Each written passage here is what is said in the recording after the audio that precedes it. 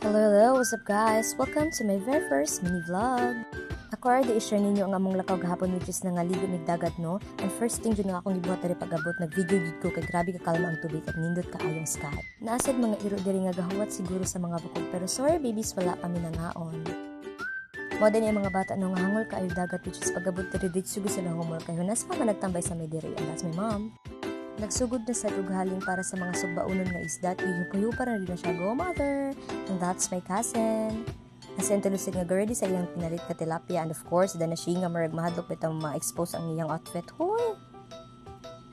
While waiting sa mga tanan-tanan no, nag-video na sa ko dari kay grabe wala gid ko ka-get over sa kanindot sa palibot.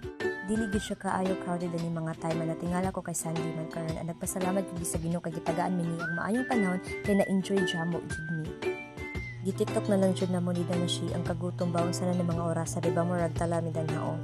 And sure, that's our kinilaw guys. Grabe very fresh from the sea jud ang isda. Dara grabe daghang lamas lami jud kaayo. And aftermath wala namin nag-video pagpangaon kay gutom na unsa na mga oras. And that's it. Bye-bye.